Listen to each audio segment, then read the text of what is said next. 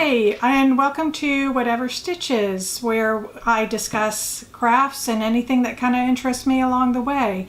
I do a lot of sewing and embroidery, and with me today is actually a friend of mine, Rona the Ribbiter Quilts, and of course her name's Rona, and she does quilting. I first met Rona, actually we worked at a local fabric store, and we talked a little bit, said hello in passing. I thought it was really cool that she took boxing classes, but we never got a chance to talk much until I started taking quilting classes with her. She was doing a block of the month, and I really wanted to learn and practice some quilting. And I really learned a lot in class, was about once a month, obviously, for a block of the month. And we... so I learned a lot and became friends with her, and she's been working on her Rona the Ribbiter quilts, and so just kind of today we're going to be talking about quilting, sewing, whatever kind of strikes her fancy. Hello Rona, how are you? And so kind of to kick it off, she doesn't do just embroidery. I can't even talk. Just sewing or embroidery, or the quilting. And she has done some, blocks. She has done some bags, and this is one. This one right here is one I've done off of her pattern. She is going to have this as a free pattern on her blog. Mm-hmm. I don't know when that's going to be up yet. Working on it. Yeah. That and 10 million other things. This pattern actually came from a trip to Reno to visit some family out there, and we visited this little quilt shop that had this really cute bag that she had on display. She was going to actually teach her own pattern, and she was very kind enough to give me a copy of the pattern that she was going to teach her class. Unfortunately, the pattern that she gave me was not really a complete pattern. It was just little bits and pieces.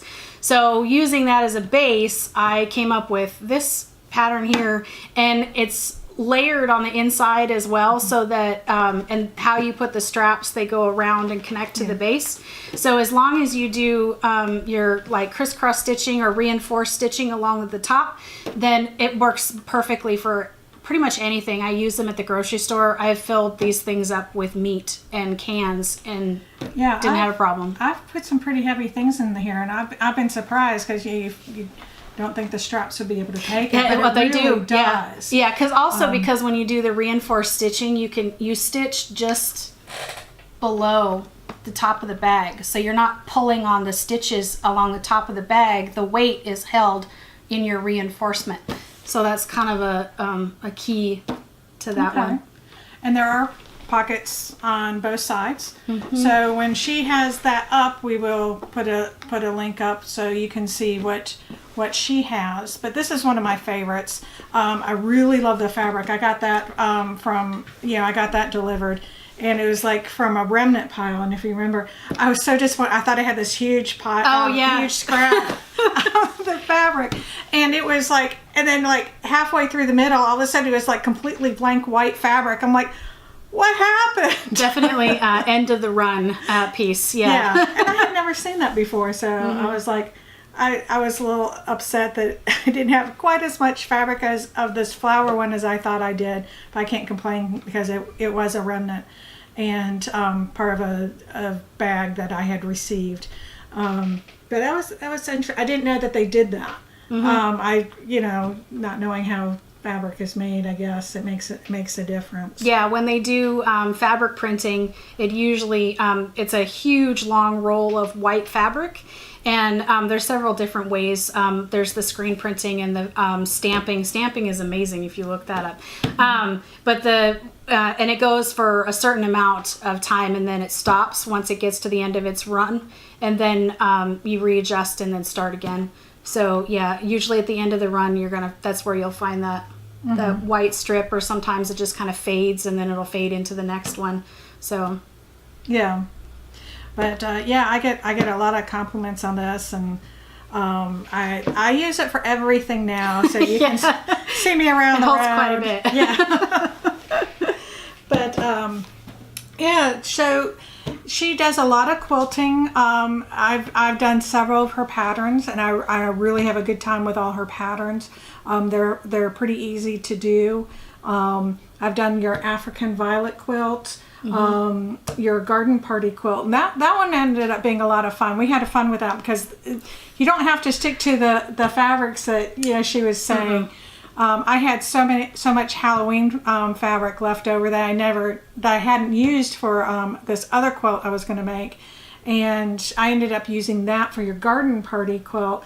So that ended up really looking neat, because for the sky around the flowers, I ended up using black, and then the flowers themselves was purple and orange Halloween fabric, colors, and then the pots were this brown. So, and then that kind of kicked us off, like, well, we could use Christmas pretty easy. Easter would have been fun with... you pretty much do any holiday, really. Whatever is in your stash, because I know you have a stash. I have a stash. Everyone has a stash. And if you don't, why not? No, I'm just kidding. Okay. Now, one thing I do encourage with all of my patterns is I love to see how people take my patterns and interpret them with their own color and fabric placement, and kind of bring out the artist within themselves. So my patterns, the way I write them is I write them where I take a traditional block and kind of reinvent it with fabric placement to make it look more like a modern quilt. So I mean, they're usually fairly simple to put together, but you can create incredible art pieces with them, and I love seeing what everybody comes up with. Yeah, I'm really excited. I've got her kaleidoscope kit for is it the full size, twin size? Full size. Full size. Yeah. It also comes in queen size, but the unfortunately, the sample is a queen size, so we couldn't put that. We couldn't fit it in the shop or in the shot. But if you go to the website, you'll see the full one. So this is the kaleidoscope pattern that we do, and hopefully that shows up. Yeah, because you can see it starts off in the white with the white fabric, and then kind of spreads out, and it's spun around, so it's like a kaleidoscope, like you had it as a kid. And I just absolutely loved the pattern. And actually, what I really fell in love with is the fabric you use in the kit. This is it's every fabric in Mr. Domestic's Aura collection. So there's 16 fabrics total in the entire quilt. But again, it's only 2 blocks that are repeated to put the entire thing together. So the hardest part of making this quilt is keeping track of the fabric. But even like as far as which piece goes where. But in the back of the pattern, I have it all broken down by which pattern goes where, so you can see on the diagram and follow along.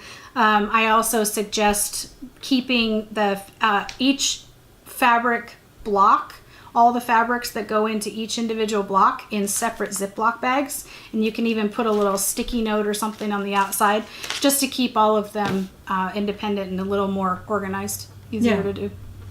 Yeah.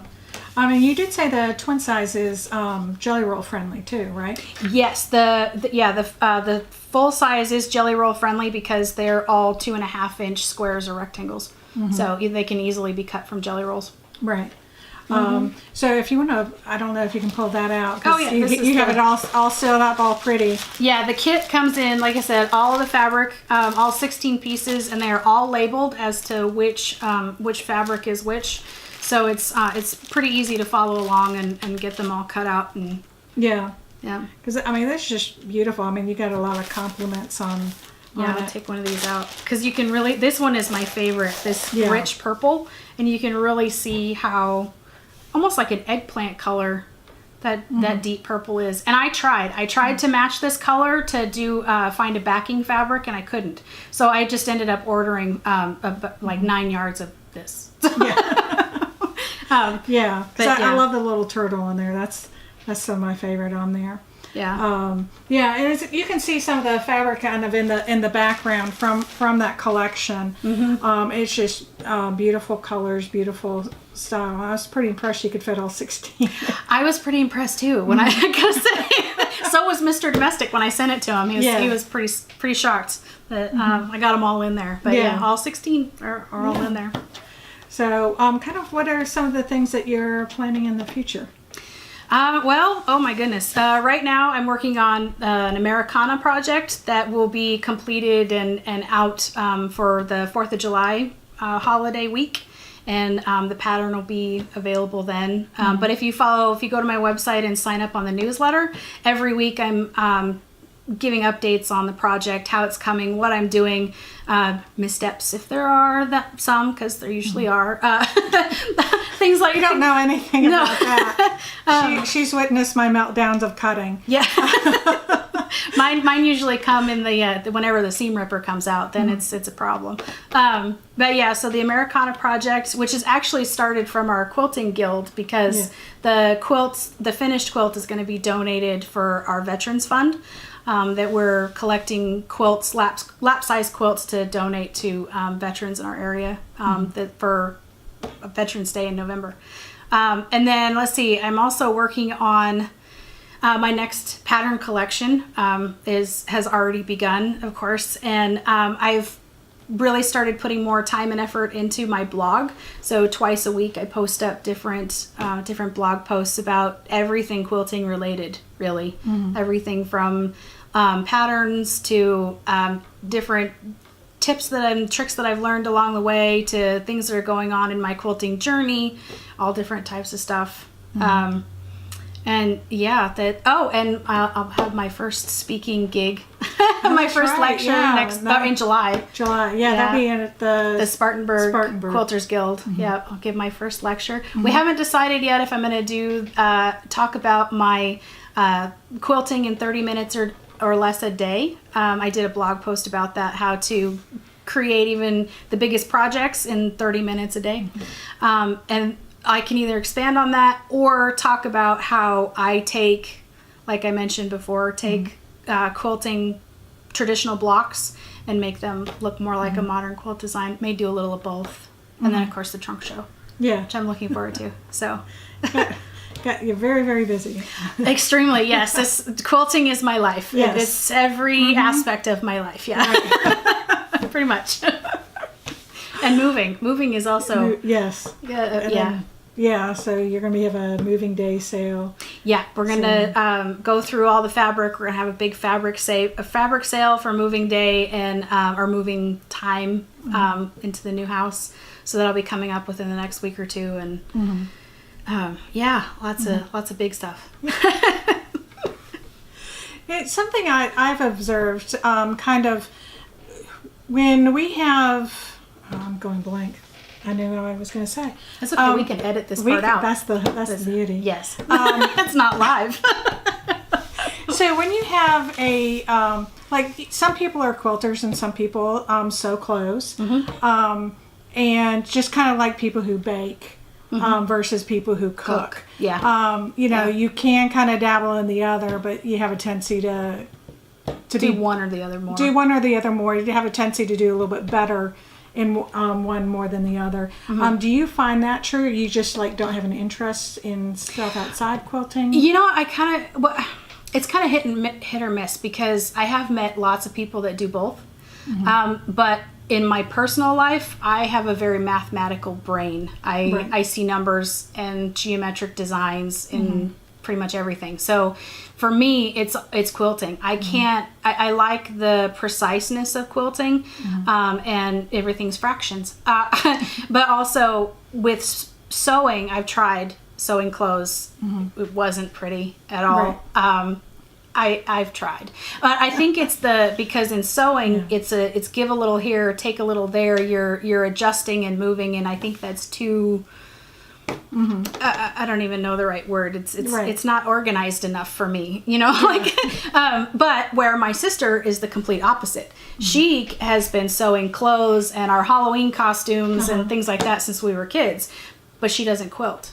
So she doesn't like the order, I guess you will, or the preciseness of quilting. So I think it kind of depends on the personality type, maybe, of which someone's more drawn to. Yeah, because I find myself kind of like 50-50. I have a interest, but I'm more of a jack of all trades kind of person. I don't want to deep dive into quilting. I enjoy quilting. I want to make quilts. But as you said, it's kind of your lifeblood, something you enjoy. Yeah, I started out, actually, it's kind of funny. When I was little, like 5, kindergarten, first grade, that age, I went to a daycare where they had these blocks. They were little wooden shaped blocks. They were all geometric shaped and different colors. And I would put them together in different designs as just a pastime when I was a kid. And then when I got into high school and junior high, I started doodling 3-dimensional designs and drawings on graph paper. And I would fill up the papers, and it wasn't until about 9 years ago or so that my sister, she got a brand new sewing machine for Christmas and informed me that I was receiving her old one and she was going to teach me how to sew. And it changed my life because all I had to do was learn how to sew, and quilting began. God bless Whole siblings. new world. Yeah. God bless siblings, because I've got some great ones too, and they're pretty talented. They work with my youngest brother does a lot of carpentry stuff, and then my other one does some carpentry, but he also is really, really good with electronics. And it's just it's fun to be able to go, hey Dan, can you make this for me? And he's made some nice stuff. So it's really nice that your sister got you into it. Yeah, pretty much anything clothing related, I'll ask her or send it to her and ask her to make it. And anything quilting related, she pretty much sends them to me. So it's kind of a nice balance. Right. But our mom does both. Oh, she okay. makes quilts and sews. But like you, she's more of a jack of all trades, where she doesn't know as much about quilting as I do. So she still comes to me with questions and things about quilting because that's all I do. So I really dive deep into learning. I'm constantly learning and trying to learn new things about quilting and all that. So, yeah. Yeah, there's so much out there, and not to intimidate anybody with it, but it's the basics are very, very easy. Obviously you just put 2 pieces of fabric together and then make a little quilt sandwich, and you got a blanket. If you can sew a seam, you can quilt. Yeah, and don't even worry 100% about straight lines the first couple of times. As you practice, you want to get into it, because I think it's more important that you got something done. Yes. And you tried it versus you're like, oh my God, it's not perfect. I'm like, yeah. And nothing is. And you can. Any one of us can go, oh, this is where I made this mistake on this quilt. That's where I made this mistake in this quilt. And that's where the 20 yard rule comes in. If you can't see it from 20 yards away, it's not a mistake. Yeah. And also remember that you will see your own mistakes. Other people will not. Yeah. When someone else looks at your quilt, they're not going to see the same things you are. They're not going to see the detail. They're going to see the overall picture and the artistry of the quilt. So definitely don't stress about the mistakes. Right. Yeah. Right. Well, that's what we have today for on Whatever Stitches with Rona the Ribbiter. If you got questions, if you want us to, we'll do our best to respond as quickly as possible. We can always come back on and with some of your questions too, and answer some of them. So we hope you have a good day, and we appreciate you listening. Thank you.